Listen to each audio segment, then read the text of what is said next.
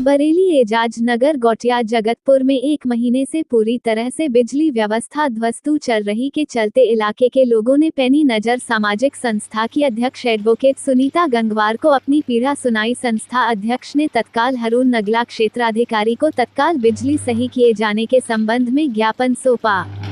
संस्था अध्यक्ष ने कहा, बिजली विभाग बिजली का बिल लेने में उपभोक्ताओं के साथ कोई रियायत नहीं करता, बल्कि बढ़ी हुई रीडिंग तक के पैसे वसूलता है। महंगी बिजली खरीद रही उत्तर प्रदेश की जनता इस तरह से बिजली विभाग द्वारा सताई जा रही है। संस्था अध्यक्ष ने क्षेत्राधिकारी को चेतावनी देते हुए कहा कि तत्काल इस भीषण गर्मी में रह रही जनता की बिजली की समस्या को दूर किया जाए। साथ ही वहां पर नीचे लटक रहे तारों के झुंड के कारण कभी भी कोई भी गंभीर हादसा घट सकता है, क्योंकि हाल में ही वहां के लोगों ने बताया एक गाड़ी जल गई, लोगों के सर के ऊपर तार लटक रहे हैं। इन सभी बातों को बताते हुए संस्था अध्यक्ष ने कहा कि यदि कोई वहां हादसा होता है तो इसके लिए सीधे बिजली विभाग जिम्मेदार होगा, क्योंकि बिजली विभाग को जनता लगातार जानकारियां व सूचनाएं दे रही है।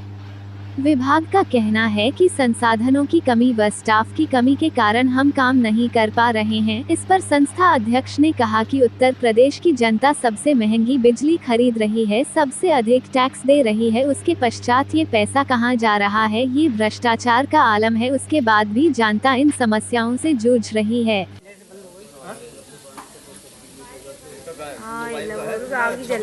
गाड़ी का फोटो तो ले लो, फोटो लेने के लिए कि आज तो ये हुआ, कल को कोई मर गया तो। हाँ और क्या, वही देख ले सही भाई करा इधर से ले ले।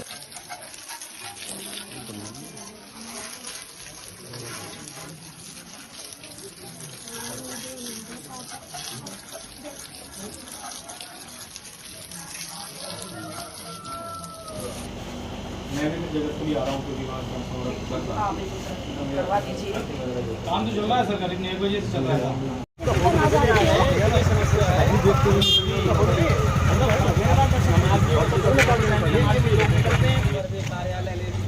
जी मैडम, क्या मामले में आना हुआ है?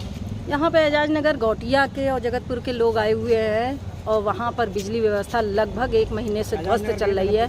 मुश्किल से 2 घंटे 1 घंटे बिजली आती है 24 घंटे में। तो इस स्थिति में वहाँ गर्मी में जनता रह रही है, सारे कामकाज ठप पड़े हुए हैं और लंबे समय से ये लोग कंप्लेंट यहाँ पे कर रहे हैं, लेकिन इनकी कोई सुनने वाला यहाँ नहीं था। तो आज मैं यहाँ पर आई हूँ इन लोगों के साथ में, पब्लिक के साथ में।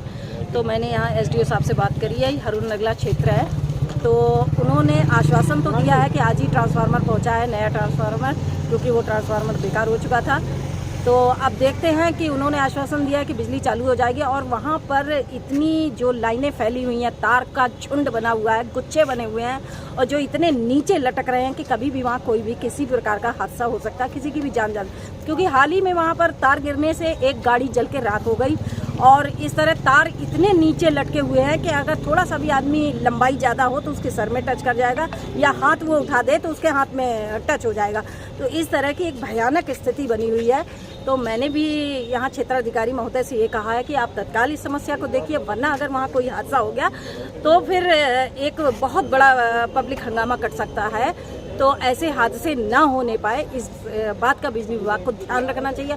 और यही नहीं, बिजली विभाग से आम जनता हर जगह परेशान है।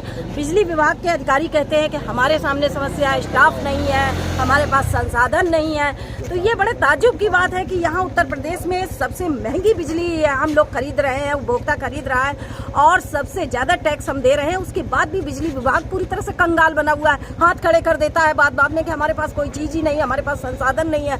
तो ये जो टैक्स हम दे रहे हैं ये कहाँ जा रहा है? इसका मतलब ये भ्रष्टाचार की भेंट चढ़ रहा है, जिसके कारण बिजली व्यवस्था उत्तर प्रदेश में पूरी तरह प्रभावित है, पूरी व्यवस्था बनी हुई है।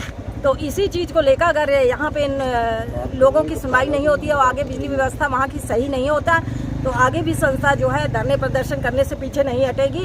पब्लिक की लड़ाई लड़ना हमारा काम है और ये जारी रहेगी। सही है। सारी पब्लिक आई, अपने से बनाओ।